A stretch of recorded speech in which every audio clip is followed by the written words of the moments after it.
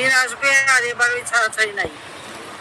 2001-এর পরে কেউ কিছু বলেনি, ওদেরকে বলা হয় নাই যে ভুল হয়ে গেছে, এবার আর ওই সবটা ছাড়বো না। রাত 2-3 বার চিন্তা করো, রাত 2-3 বার, তারপর দেখো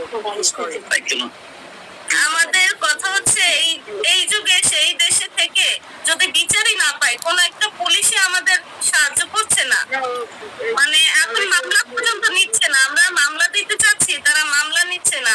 আমরা তো বিচার পাবো, আমাদের কিচ্ছু নেই, কিচ্ছু নেই। আমার ছোট বিচারও নাই, আইনও নাই, আদালতও নাই। ধৈর্য ধরো, দিন আসবে। শোনো বাবু, ধৈর্য ধরো, দিন আসবে। আর আমি তো বললাম তো যে আলতাফ চৌধুরী আর তার মা এমনি তো বাপের সাথেই বেইমানি করলো, আর আলতাফ চৌধুরী তো আছেই। কাজে ওই আমার জন্য ওই যে আমাকে আত্মীয় করে লাভ দিয়ে আসে, তারপরে খেয়াল রেখো, আমার কোনো আত্মীয় নাই, ঠিক আছে? আবার বাড়ি ঘর হবে, সব করে দেবো, চিন্তা করো না। ওদের উপরে কি অত্যাচার করছে আমি তো জানি। 2001-এর পরে মাননীয় নেত্রী ঐতিহাসিক বঙ্গবন্ধু ভবন আর আলতাফ চৌধুরী তো আছে। আমার ছোট একটা বোন, ওর সব এখন মামলা পর্যন্ত। আমাদের কথা হচ্ছে এই যুগে সেই দেশে থেকে যদি বিচারই না পাই, 2-3 বার চিন্তা করো, রাত 2-3 বার, তারপর দেখো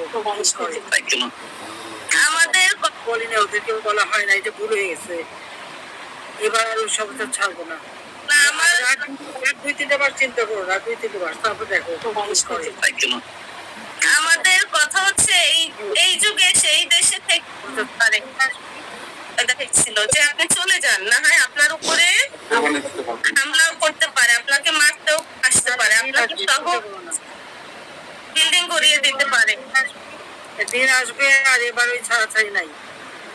2001-এর পরে কেউ কিছু বলেনি, ওদেরকে বলা হয় নাই যে ভুল হয়ে গেছে, এবার আর ওই সবটা ছাড়বো না। রাত 2-3 বার চিন্তা করো, রাত 2-3 বার, তারপর দেখো আমাদের কথা হচ্ছে এই যুগে সেই দেশে থেকে